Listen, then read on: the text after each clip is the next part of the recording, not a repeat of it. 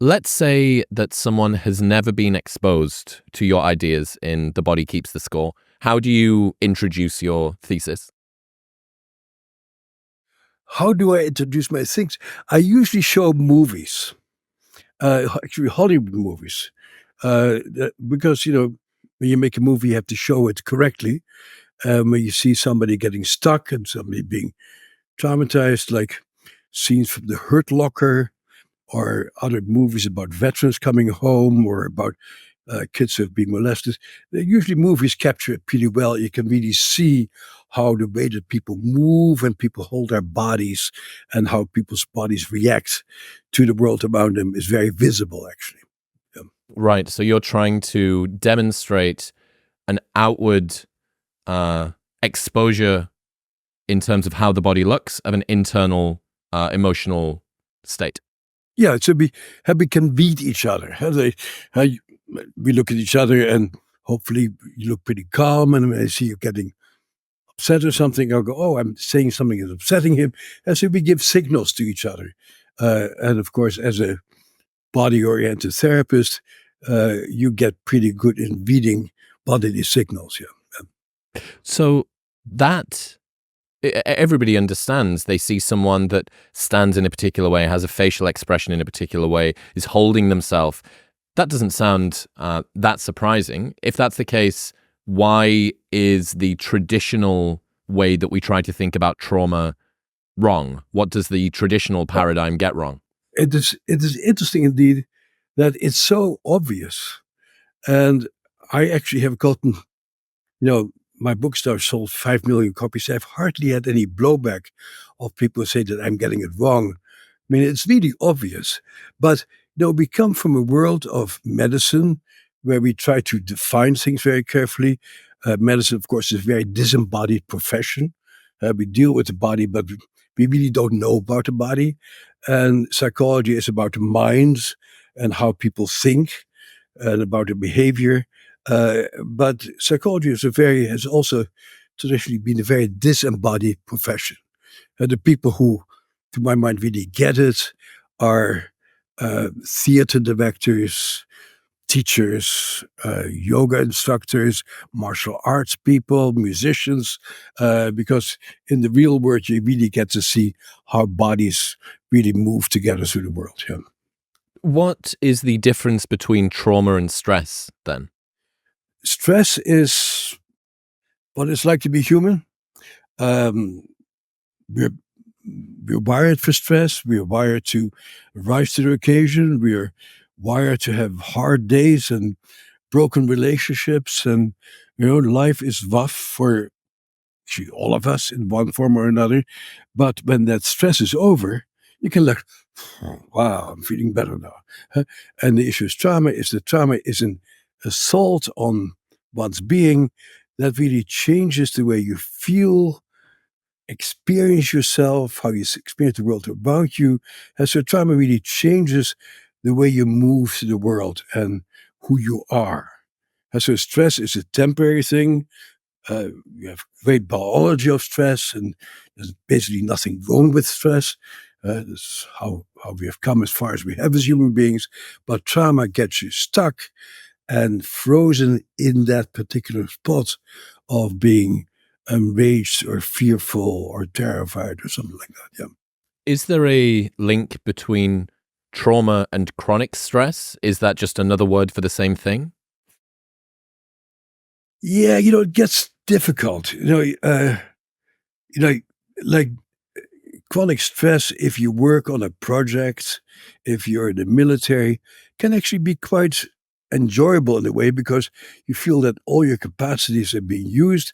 You see this after disasters, that people who work on cleaning up disasters tend to feel very close to the people who they have gone through the experience with, gives them a sense of intimacy also. Um, and so, but the big issue that is being left out in most psychology texts and most people's conceptualizations is that we are social creatures. We don't exist by ourselves. We don't. We're always thinking about other people. We're defining ourselves through who we belong to, what ethnic group we belong to, our religions, our neighborhoods, etc., etc. So we are social species. And in trauma, usually those connections with other people break down. The very first study I did on Vietnam veterans, what we found is that they actually were doing quite well during the war, but what if one of their best friends got killed? That really was what blew them up and disintegrated. It was really the loss of that social connection that really made something traumatic. We saw this again in studies after 9/11 in New York, and that it's a horrendous event, and all of us who are old enough to remember it, most of us still are, really remember very vividly what happened at that time, but very few people got PTSD because there was such an enormous amount of social support and nobody blamed anybody. And then it turned out that the people PTSD were the people who were in domestic violent relationships or who do not feel safe at home, actually. That's So, interesting. so being able to go home at night and feel safe in your own home with the people you're with is a very powerful protection against getting messed up by outside events. Yeah, the role of casting off the stress. My favorite example of this is if anyone that's listening has an intense phone call. They're on the phone to somebody and it's a difficult work call, or they're really trying to think things out, but it's audio only. They're not on Zoom. You'll find yourself like a puppet master has gotten a hold of you and made you stand up from your seat, and you'll find yourself walking around the room. Yeah. But why? If you have somebody who you trust and care for, who is in the next room, you tell them, honey, listen to what just happened to me, what this asshole did to me. And when your honey says, boy, I don't know how you can stand that. When the person backs you up, you feel much better inside. But if your honey says, well, I'm not surprised he said that to you because I see the same stupid thing that you do all the time, and he's absolutely right in the way he talks to you, then it really becomes a much more invasive issue. And so the social reception makes a huge difference. Why would it be the case? Can you think of an adaptive reason or an explanation for why individuals going through trauma would shield themselves from other people around them, given that people around them are exactly the thing they need to improve their relationship to that emotional state? That's because they have learned that the people around them at some points could not be trusted. The people who were closest to them hurt them or pushed them away or didn't want to do with them or criticize them all the time. And so, it is really what you learn during your trauma is that I thought I could trust people, but I can't. I trust that people will be there for me, but I can't. And that becomes, so you get very suspicious about people reaching out to you because you have had experiences that people do terrible things to you. And so that may become part of your woof and warp of your brain, actually. Yeah. What's your definition of trauma? Is it an event which occurs outside the bounds of normal human experience? No, that's how we started off. And it was a crazy definition because, the majority of people have had trauma in their lives. I keep looking for people who come from a perfectly normal family, and I still have a hard time finding them, actually. We all have major challenges. And so, my organization, the Trauma Research Foundation, just is putting out a statement right now, and we're still really wrestling with the idea, how do you define trauma? And the trauma is really that you get hurt by something and you get changed by it. But that something may be any variety of things. It may be a rape, yeah, very clear. It may be seeing your kid being run over or killed, that's very clear. But sometimes it's just being chronically ignored and dismissed. That eventually really gets into you, and that becomes part of your framework with who you see the world. Yeah. When it comes to the body keeping the score, what do you mean? How does the body actually register this? What is the mechanism? How does it manifest? The brain registers it. but your body experiences it and your body lives it out. So what happens is that you don't remember the trauma so much as you continue to react as if you're being traumatized. So let's say you have been sexually assaulted, and you go on with your life. You say, "Oh, that was just one incident. I'm really stupid for getting involved in it. It's not happening." And then you get excited about somebody who you want to be with, and then that person touches you, and your body freezes, or you start crying, or you become really angry, and your body reacts as if you're getting assaulted. You don't make that connection. Say, "Oh, I really like this guy, and I like to be involved with him," but my memory of the trauma interferes. No, it's an automatic mind process that gets in the way of your letting go at that point. Yeah, you say that trauma robs you of the feeling that you are in charge of yourself. Such That's true. a harrowing but accurate statement, I think. Yeah.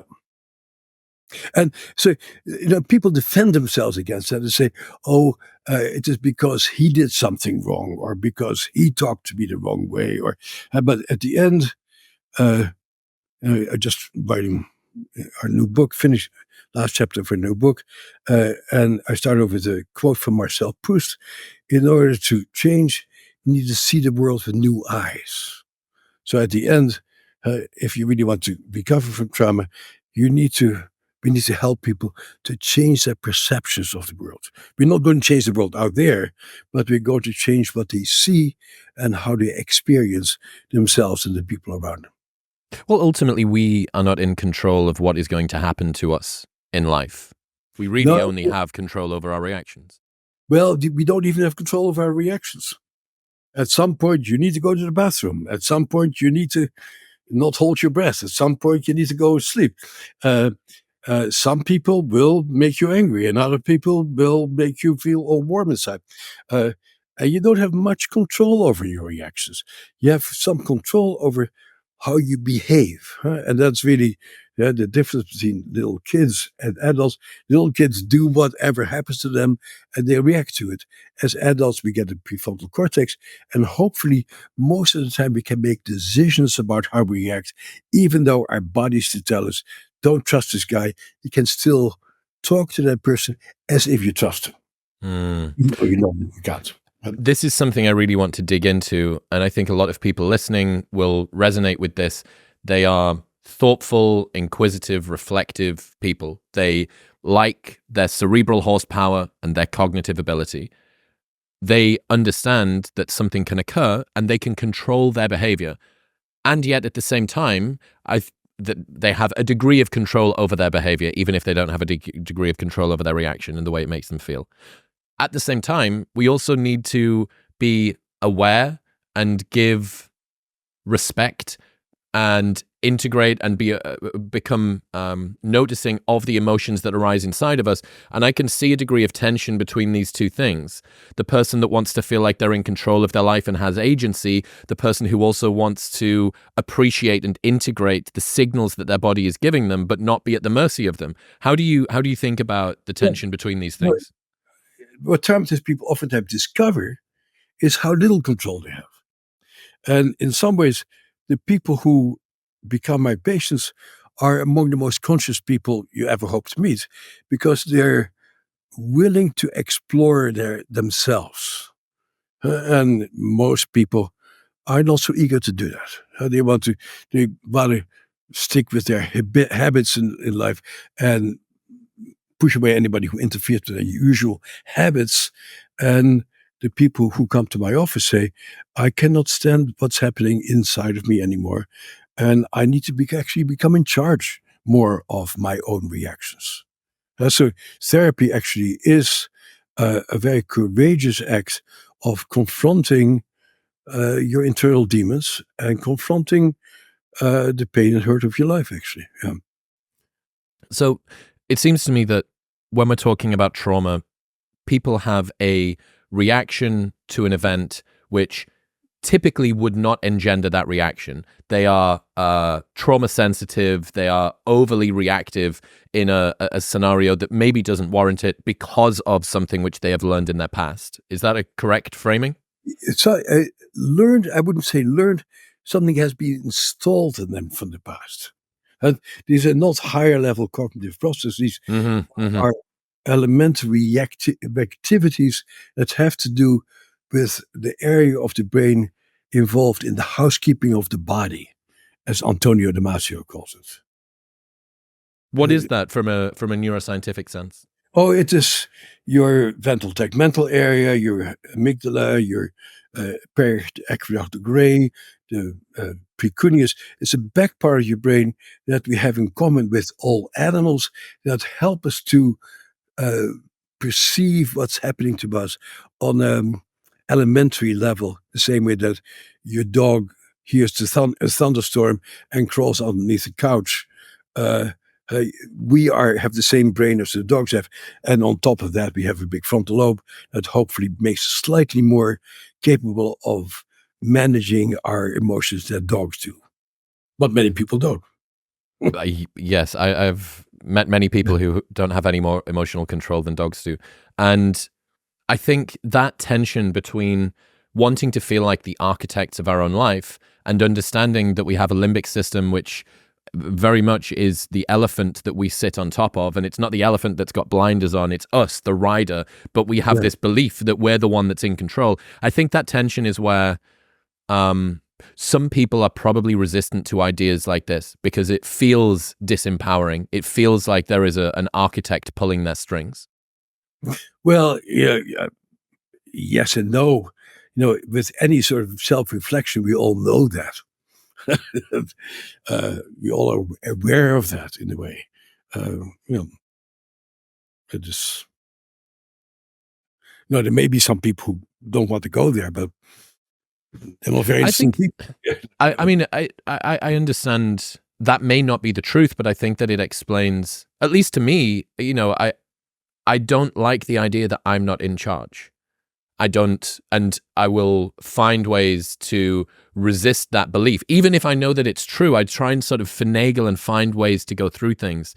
So I guess you mentioned it earlier on, different people reacting to the same event will react in different ways. Some people will be traumatized and others won't be. People make a big deal out of that. Having the practice that I do, running the center that I have for 50 years, I never meet somebody who has been traumatized by it and go like, boy, that's a pretty silly thing to get traumatized by. Usually if you dig deeper to what people have been exposed to, you go like, my God, and you're still here. You're still able to tell the story. It is not like, oh, something happens and everybody else is fine and you got traumatized by it. Usually, if you really look at the details what happens, you see that it really was a very painful experience. And my reaction almost invariably, hearing the story about the people I work with, what they have gone through, is like, oh my God, how the hell did you survive? And I never have the feeling that, oh, I would have done much better than they did. Mm-hmm. This is something else I really wanted to dig into, which is the minimization and the shame that people feel around them not having anything worthy of being labeled as oh no, that was when I was a child. Oh, it was just one time. Oh, it was whatever. Talk to me about that. Talk to me how that can hide in the dark some of the things we've experienced. We all want to be normal. One thing came up in the last few days is how almost everybody wants to tell other people, I came from a very happy family. And you don't really want to know that your father was a drunk and your mom spent half her time in bed and stuff like that. And so we want to be normal. We want to be acceptable. And so we make a construct of ourselves of people who are in charge of ourselves and who have always been loved by the people we're close to. But that is how we like to experience ourselves. It's not very true, but, we like to look good to the world. No one wants to admit just how insane they are, I think. And there's two layers to this that I was thinking about when looking at your work. The first one being the minimization and the shame that we have around situations that have happened to us in the past. And the second one being the shame around being triggered by seemingly small events in Yeah. the present. Yeah. Yeah. And you say to yourself, don't be stupid. Huh? You become very judgmental about yourself and very ashamed about your own reactions. Mm-hmm. I mean, you're ashamed you don't want anybody to see you for who you are. Yeah. It's the story that we tell ourselves Yeah. about our reactions that seems to be the really unnecessary degree of suffering that we've laid on top of all of this. Yeah. It's a way of coping. And so dismissing things is a very good initial reaction. Like, I want to go on with my life and push it behind me. I don't want this to define me. It's a healthy thing to do. And for a while, it oftentimes helps many people until you have a kid or you are in a relationship or something that really comes closer to what happened to you. And then you start feeling the old feelings and having the old reactions again. And you go like, what the hell is wrong with me? You usually start with, what the hell is wrong with this person who I'm hooked up with? You usually blame it on the other person. Mm-hmm. After a while, if you've seen that one relationship after another ends up the same way, you go like, maybe it's something to do with me. But that's not the automatic reaction. The automatic reaction is, it's because you are pa pa pa. Well, yeah, there's a quote, if all of your exes are assholes, it might not be them that's the asshole. You Yeah. are the common denominator between all of your exes. That's a good summary of it. One of the things I've been thinking is whether experiencing traumatic events and having trauma sensitivity predisposes us to being more sensitive to future traumas. Does this become a recursive loop in that way? Oh, yeah, absolutely. Well, generally, it's also true that some people who have been traumatized become very good at stuff. So let's look at the positive thing first. I have met a number of nurses or kindergarten teachers who are spectacular nurses, spectacular kindergarten teachers, because they were traumatized as kids and they know what they would have needed back then. And so they give to people what they felt they didn't get themselves as kids. That is one adaptation that happens sometimes. But more often, people are out of touch and repeat that trauma early on. But I meet quite a lot of people where deep down I think to myself, I don't say it because most people don't have a good enough sense of humor about it, say, go back and thank your abusive parents for having been abusive because it makes you very good how to take care of dysfunctional people around you. Well, I suppose Yeah. if every trauma made you more susceptible to future traumas, you would just have a linear graph over time of people getting more and more traumatized as they get into older age. They would just continue to accumulate and continue to get sensitive and continue to accumulate and continue to get sensitive. Yeah, that's of course not how it goes. Yep. Because people also have lives. And some people are able to arrange to have lives that are more or less predictable and where they can play a useful role and where they shield themselves against unpleasant surprises, more or less. Easier to do when you're a somewhat privileged person, harder to do when you're poor and brown, let's say. Mm-hmm. Is there anything that we can do during difficult events to minimize the way that they imprint on us? My agenda, that I'd like to say as often as I can, is that in every school from K through 12, we should have weekly classes and laboratories on understanding ourselves, to learn about how our brain functions, how our body functions, what happens to us when somebody touches us, what happens when we throw a ball, what happens when you make music together, what happens when you interact with people. And that, to my mind, a very important part of the solution is teaching every kid from the beginning of classes the 4 R's: reading, writing, arithmetic, and self-regulation, and make yourself an important part of the study that we do. And I think our society would change if all of us would learn that systematically, that we learn about brains and neuroscience and how brains interact with each other and experience what it's like to to play ball with other people, to be involved in rhythmical activities. What does music do for me? What does things like these crazy qigong movements do for me? What is it like? Is it like for me to sing with other people? How do I affect other people? All this stuff should be part of our basic training, as it oftentimes, okay, of course, is for many privileged people who actually go to schools where and live in households where people learn stuff like that. Yeah. Yeah, I understand that self-regulation is a great tool for dealing with and making yourself feel better. Yeah, but also understanding yourself, really knowing, oh, when I get upset, listening to that piece of music makes me feel better. Or I found that when I sit in front of a piano and play some music, that I calm myself down. Mm. If somebody, if I can play volleyball with somebody, and to really that in your course of your education and your growing up, you really learn what makes you feel good and what can you do for yourself when somebody upsets you. Yeah, yeah. I'm really trying to work out how much of that. I really want you to dig into.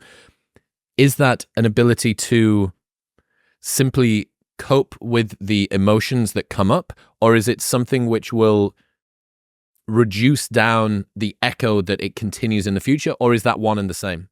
No, what I'm talking about really is that we raise conscious human beings who who are really aware of themselves, uh, aware of their own reactions, who are aware of the people around them and what effect they have on other people.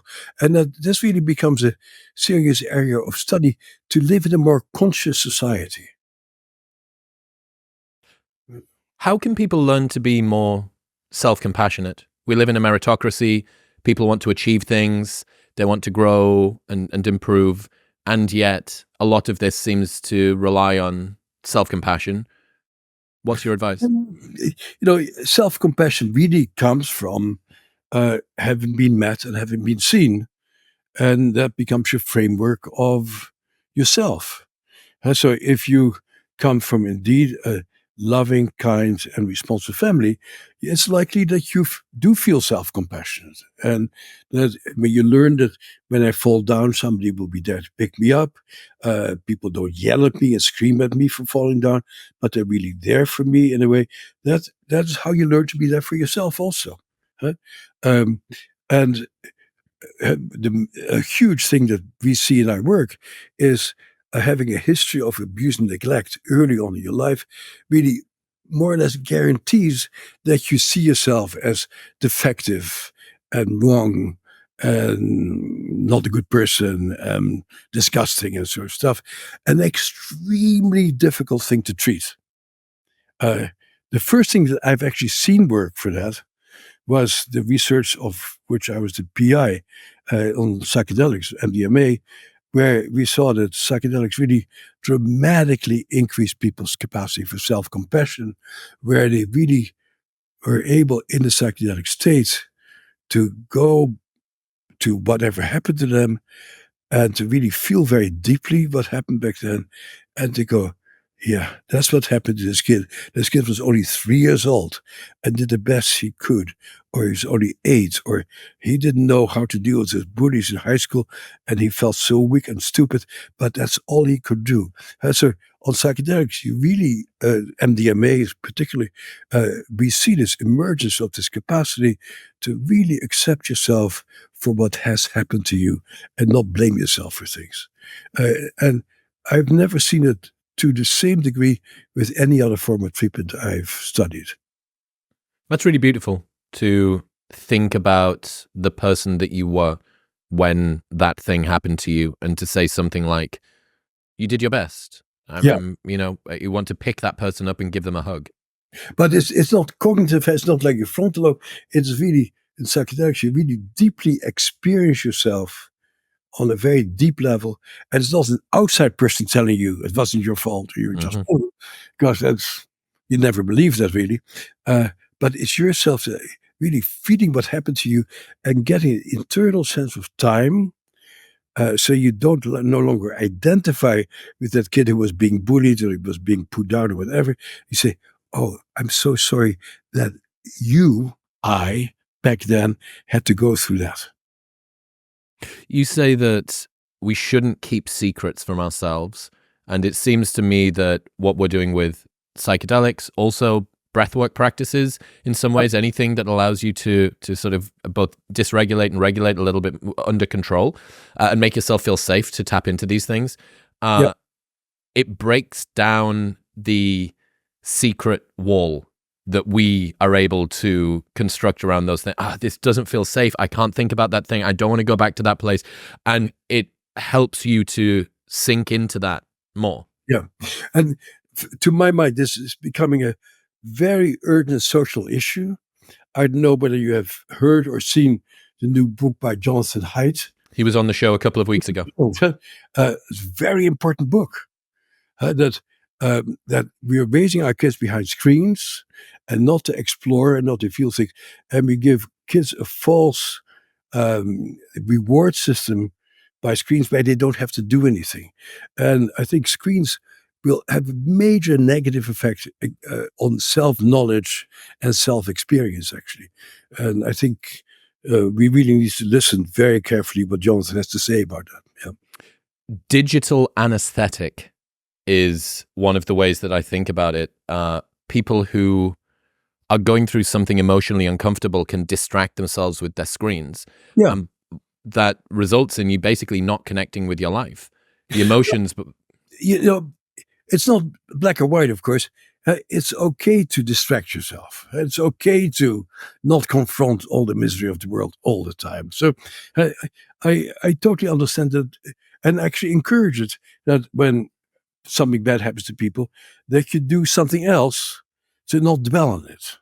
And that's actually another very important piece of research that's just beginning to make it into our consciousness by Farb and Sindel Siegel, about how your sensory experiences, your feeling things, your senses, and doing things that make you alive to your senses help you to get out of habitual ways of doing things.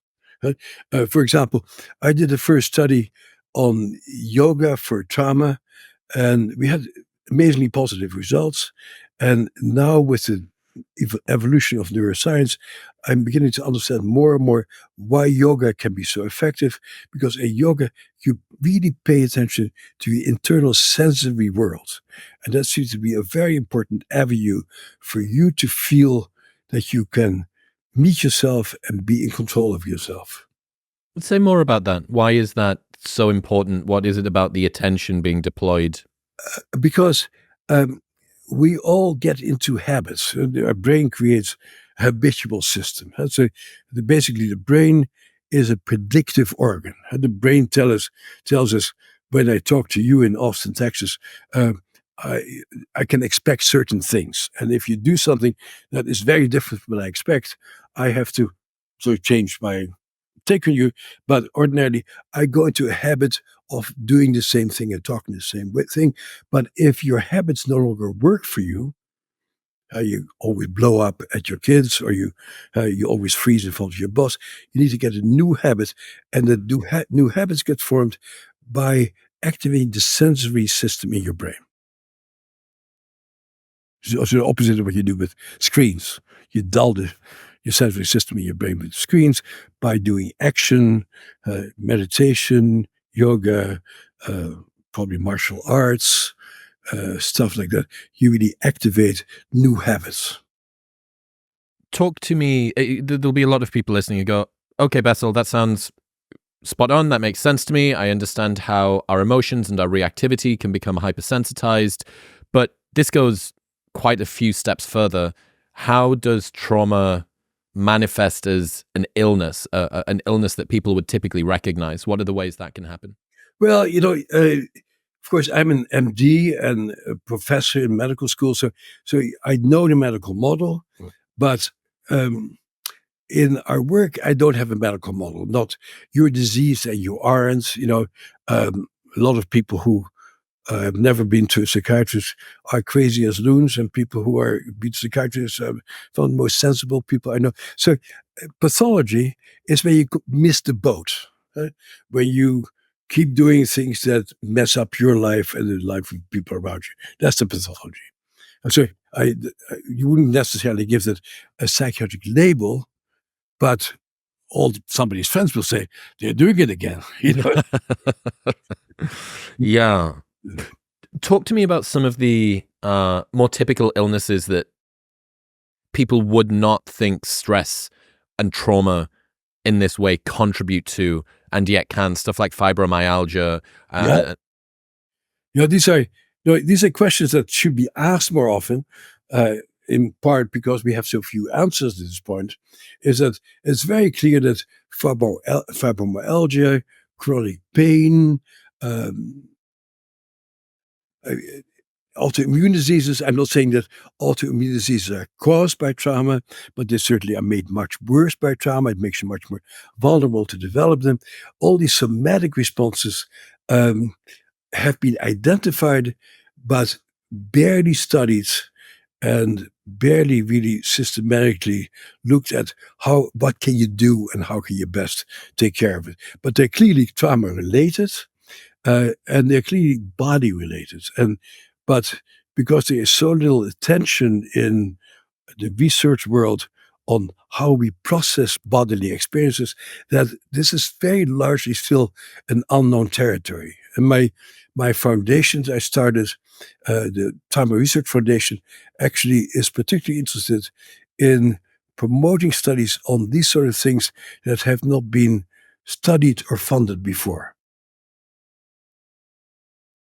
It seems interesting to me, or totally unsurprising, that chronic, elevated concern and worry and inflammation in the mind and the body would not make... How could it make anything better? I don't understand why that wouldn't be something which is a contributing factor.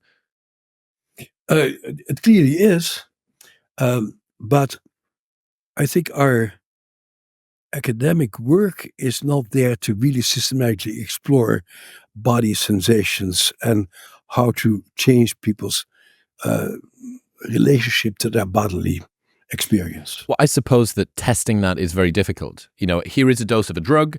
We gave this many people in this cohort that dose for this long. These are the results. These are the self-reports. For you to say, Chris, how does your body describe to me the sensation? What's the inner texture of your mind like today? Yeah. But, you can study it if you put your mind to studying it. Like at the beginning, you don't have vocabulary for it. You don't know how to do it, but you learn how to do it. For example, the very first study that we funded from our foundation is a study on the impact of touch and various forms of touch on a group of people who have no trauma and a group of people who have been traumatized. To me, it's just fascinating that people have studied eyesight, people have won Nobel Prizes studying vision, people have won Nobel Prizes in audition, but touch has barely been studied. That's very interesting. What did you find? Oh, we're still in the middle of the study. Actually, we're funding it. And next week, I hope to hear the first report on what they're finding. Hell yeah. Okay. So when it comes to modalities and getting better, both dealing with in the moment and unwinding the broader patterns, what are the principles? Is there a framework? What is it that people need to focus on when it comes to treating trauma? Well, the main focus is when you're traumatized, you lose your core sense of safety and internal integrity. And so the greatest challenge is how you induce a sense of total safety in the organism that a person lives in. And certainly, judging by my own experience and many other people since that time, having body work done in you, working with yoga, tai chi, qigong, everything that activates your relationship to your own body is sort of step number one. Sitting in a hot tub, being able to be touched, being able to just sort of let go is the first step to shut down the alarm system that's always active. Yeah. Presumably, if that isn't shut down, no further work can be done. That is my sense, yeah. But also very striking, actually, is that up to now, basically all of our treatments didn't work all that well with very shut down people. And one of the surprising findings of our MDMA study was that very shut down people actually came to life on MDMA. Just like, wow. Why would you think, what could you hypothesize would be the reason for that? What we hypothesize is that the MDMA changes people's awareness of themselves. We can do some what I call biobabble. We can talk about the serotonin receptors in the brain. You'll say, oh, he must be very smart. He knows about serotonin receptors. But it doesn't really explain anything. Now I have some words to use to explain it. The brain is an incredibly complex organ, but we're beginning to get some little understanding about what might be going on to make that happen. Okay, so that's step one. Yeah. What does step two look like? Step two is to be able to feel what you feel, and to really be, that's what, for example, mindfulness practice have been good for.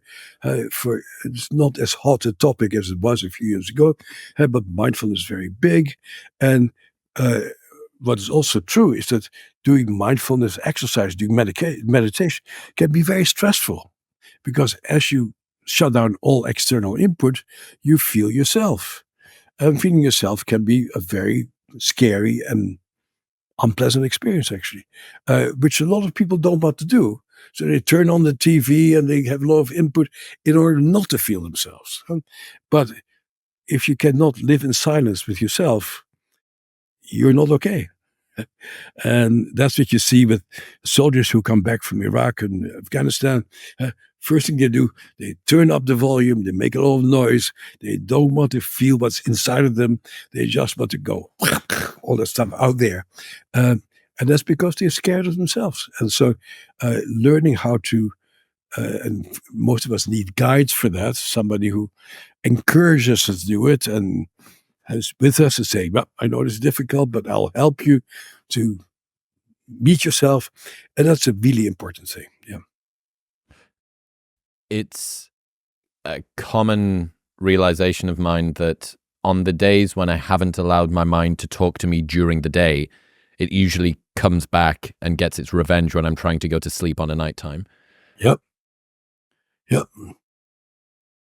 It's interesting how this is going to evolve.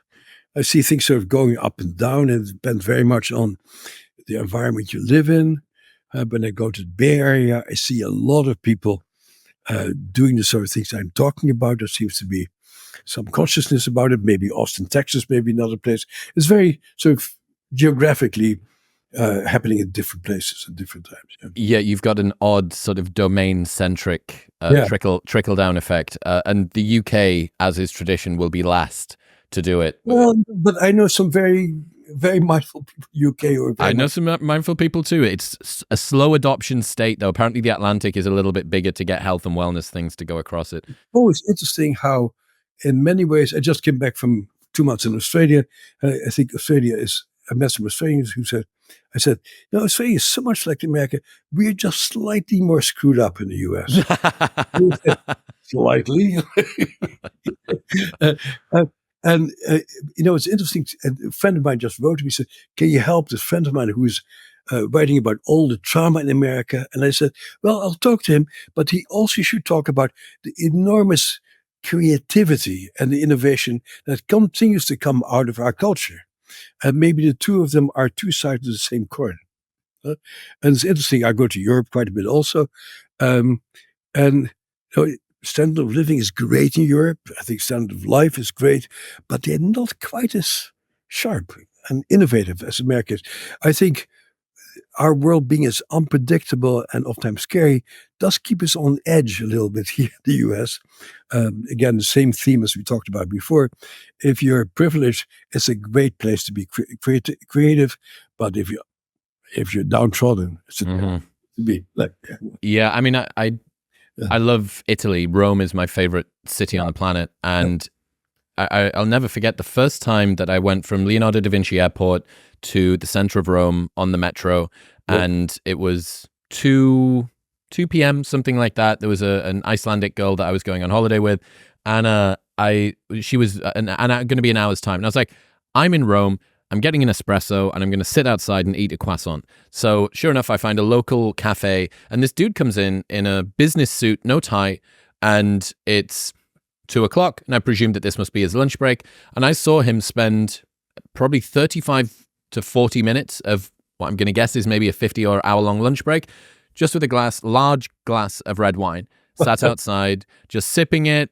Some people were coming in and out. Maybe he was a local. He sort of had a little chat to them. And that culture does not engender the permanent ambient anxiety and vigilance of spurning creativity that you would have in the caffeine-fueled Americas. Yeah. But as you sort of imply, his life is slightly better. Pretty enjoyable. Pretty enjoyable lunch break. Okay, so we've allowed ourselves to feel safe. But learning how to be, I mean, for many people, that's a major enterprise, actually, to discover what makes them feel safe, actually. These are the situations that make me feel safe. These are the modalities that work for me. Yeah, the experiences. I always call it a journey. It's always a pilgrimage to find out what works for you. For example, I really am very fond of body workers and people who are very good massage people, very good to learn that it's safe to be touched. They get comfort out of touch. But sometimes for some people, music does it. For some people, being part of a volleyball game or being part of a dojo with martial arts makes it feel. And so you need to really discover.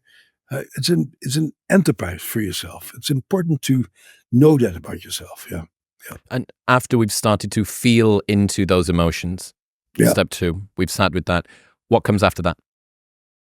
Comes after that. So what comes up that keeps getting in the way, and then you need to really explore what gets in the way, and begin to talk. And have language for yourself and say, no, whenever I meet a person like that, I get really upset. Or whenever Christmas comes along, I get really depressed and I really don't want to go home. Or I go home, but I feel always depressed afterwards. I wonder what that's about. You need to ask questions of yourself and what has informed your personality to be the way it has become. Yeah.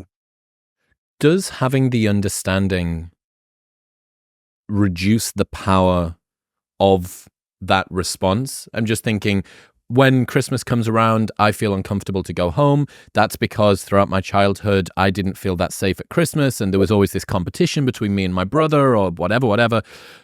I'm wondering what the final step to close this loop is. It's not the final step.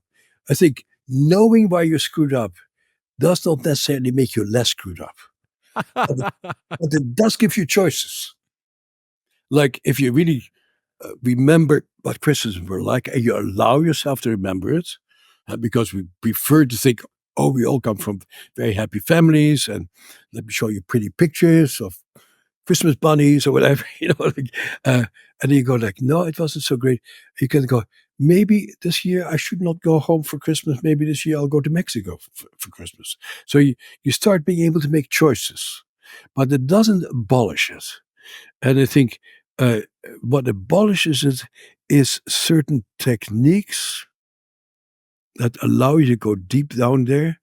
The technique used to be hypnosis for 100 years. Hypnosis has sort of been wiped off the map. Nobody's doing it anymore. I'm sure it will come back because being in a trance is very important because you need to get out of your ordinary consciousness to be able to observe things in a somewhat dispassionate way. Something like EMDR can get you there, a variety of other techniques. And again, on psychedelics also, you can really alter your perspective on things. And you need to, you need to have experiences. So once you have a language, you can create experiences for yourself that are different.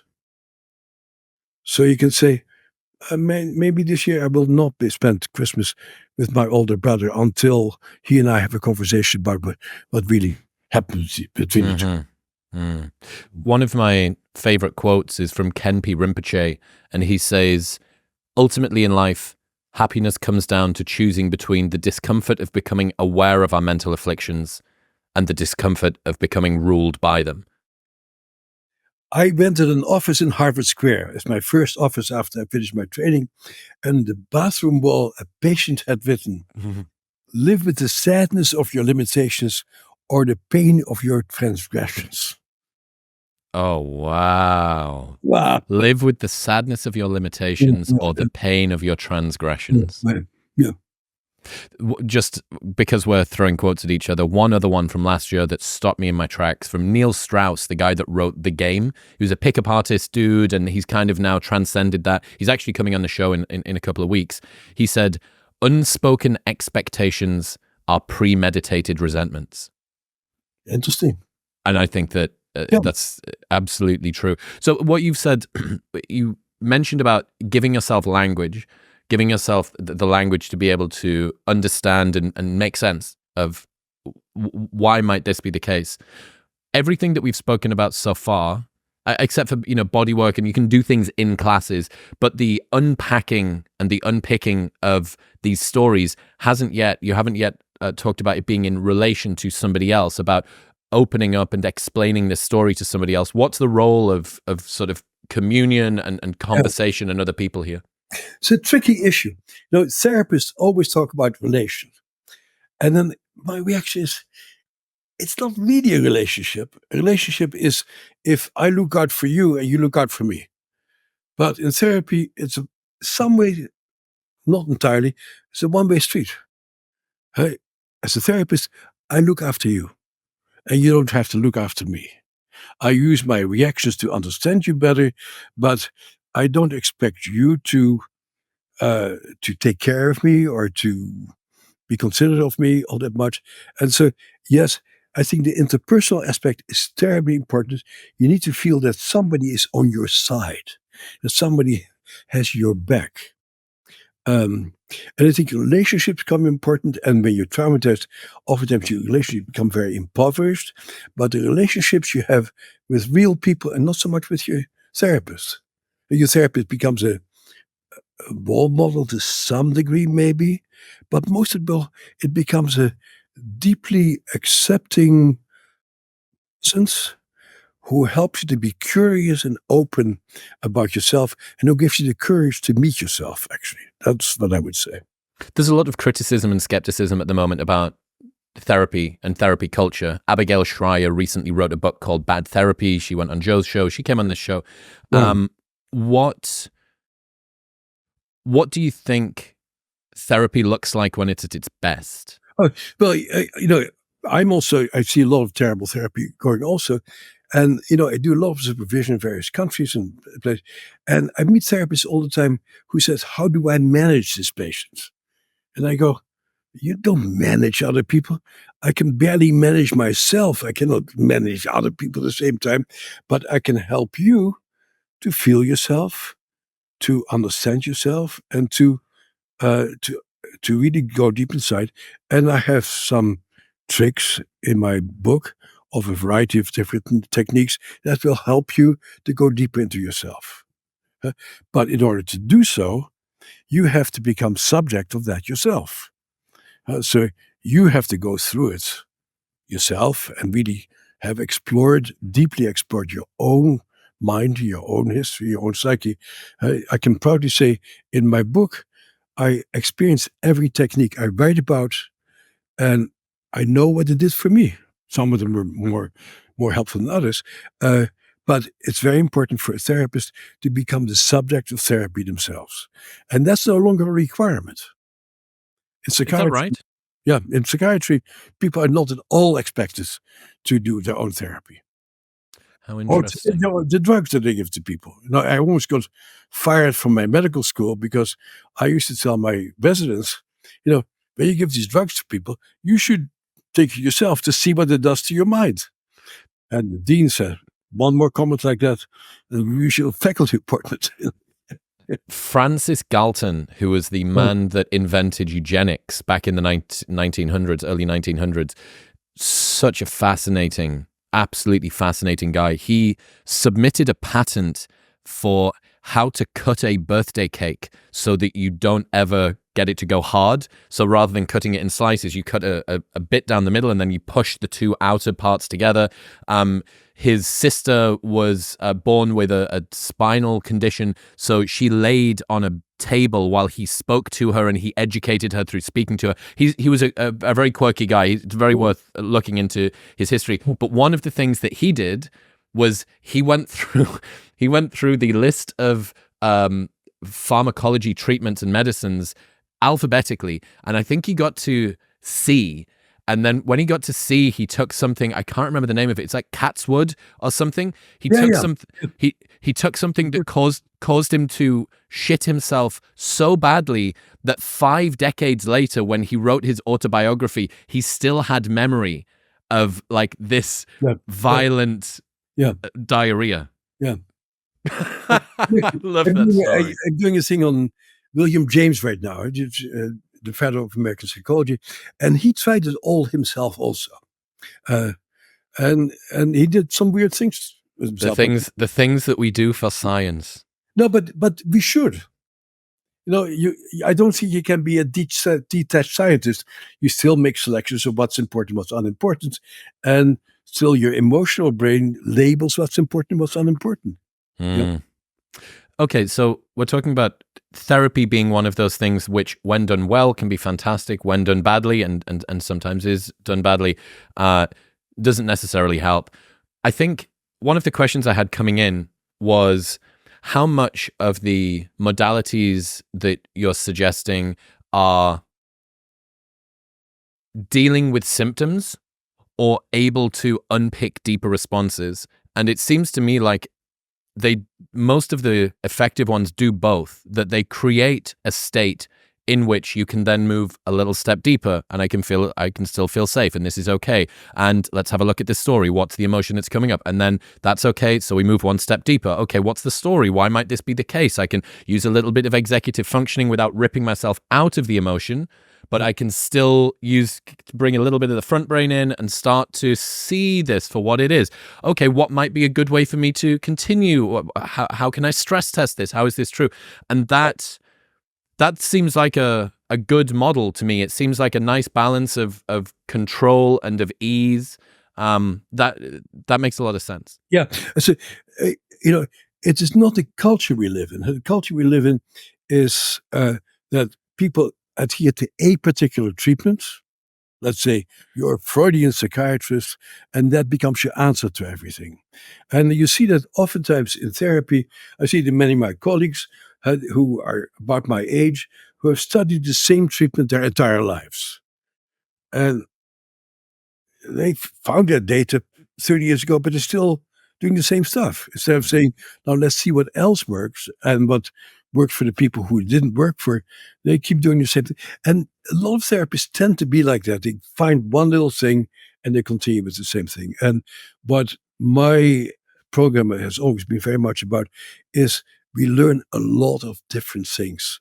And so therapists tend not to evaluate on a regular basis, something I'm very much promoting these days, to on a regular basis see, so how far have we come, what has been accomplished, and what hasn't been accomplished. And what do we know can help with that. Let's say if you are chronically anxious and frazzled, despite the fact you've done a lot of stuff, how do we deal with that?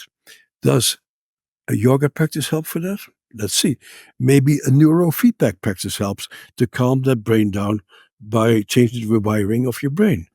So it's very important, and that's not happening right now in any program that I know of, where people learn about multiple options and learn about what options are best under what particular circumstances. You mentioned that you tried every modality that you put in The Body Keeps the Score. Yeah. Which is the one that you have found to be either most impactful or the one that you keep coming back to most regularly? I come back to basically all of them. My favorite clinical activity is psychodrama, where you can have a virtual 3-dimensional experience of how things could have been different back then. So that's my clinical practice. What was most helpful for me I think, of all things I've done, was rolfing. I was born in 1943 under conditions pretty similar what the kids in Ukraine are experiencing right now. And that became imprinted on me. I was a very sickly child, like many people of my generation at the end of the war. A lot of kids died, and I was a sickly kid, and I was sort of living in a semi-sickly body. And what was extraordinarily helpful for me was getting rolfed. Rolfing is a very intense form of body work where my body was sort of rearranged to be more flexible and not be stuck in that frightened little kid part that was part of me. It had nothing to do with cognition. It was just my body was freed up to respond differently to the world. So it's very different from how I was trained with Freudian psychoanalysis, basically. Yes, I think he would have been. Freud might have been surprised if he got turned into a pretzel at some point and was made to be more limber than when he walked in. Well, but so for me, the body piece was very important. But I did the first studies on Prozac. I started off being a very promising young psychiatrist because I identified Prozac as being useful. I did the first study on it. And these days, I'm not much of a psychopharmacologist anymore. Like, I started off believing, like my profession did at the time, that maybe chemicals will be the answer. And as our work progressed, it was very clear that chemicals may play a minor role, but not the definitive role in helping people to heal. Looking to the future, I know that you have a lot of studies that you're either involved in or funding at the moment. You've got this new book coming out. What, from a modality and research perspective, what are you most excited about? Well, it all depends on the culture we live in. At the end, everything is political. What gets funded is political. What gets paid attention to is political. And so, in terms of what I'm working on that's exciting, it's psychedelics. Because I think psychedelics bring the mind back into psychiatry. It allows it to look at mental processes that change, and it allows people to discover things about themselves that nothing else that I've seen does so. But at the same time, as psychedelics become legal, I worry that it will get totally screwed up. How I so? see all kind of pharmaceutical companies trying to create new concoctions so they can make an optimal amount of money. Mm-hmm. I see people getting psychedelic drugs without any contextual input. They're just giving a drug without helping people to process them. And I'm very, very concerned that this is very likely to get screwed up. In the same way that, I'm old enough to be part of the first LSD revolution. And it was very exciting then also. But people blame the Nixon administration for good reason. But the people who are doing psychedelics were not the most responsible people either. Yeah. Well, I mean, look at the original introduction of MDMA, over 100 years ago. Yeah. We've come full horseshoe back around to exactly where we started, except for the fact that it was regulated for a century and no one actually got to do any research with it. Yeah. Well, some people did actually. It was a little bit of research before. But here's a good example of what happens in politics. So I'm a senior medical student at the University of Chicago, and my last rotation was a drug addiction rotation, and where we more or less invented methadone treatment for heroin addiction. My boss, Chuck Schuster, was a very lovely guy, very interesting to work with, and he used to smoke dope from time to time. That's normal for those days. He became Nixon's health czar. He goes on television and he says, "These drugs rot your brain." I go, "Eh? You know better than that." But because it is so politically the right thing to say, he was the lead person saying that these drugs rot your brain. He knew better than that. Perverse incentives everywhere. Yeah. What can you tell us about this new book? The new book is very much about, it's called Come to Your Senses. And it's about really the critical issue of introspective and body self-awareness. That how do we become aware of ourselves and how we change our relationship to ourselves. And that's really what the book is about. Very cool. Bessel van der Kolk, ladies and gentlemen. Bessel, you're fantastic. I love your energy. I love the fact that you're so dedicated to this. Where should people go? They want to keep up to date with the stuff you're doing. Where should people go? Trauma Research Foundation is our traumaresearch.org is our website, and there's always a lot of stuff happening. Hell yeah. Bessel, I appreciate you. Thank you. Thank you, Chris. Bye. If you enjoyed that episode, you will love a selection of the best clips from the podcast over the last couple of months, and it's available right here. Go on. Give them a watch.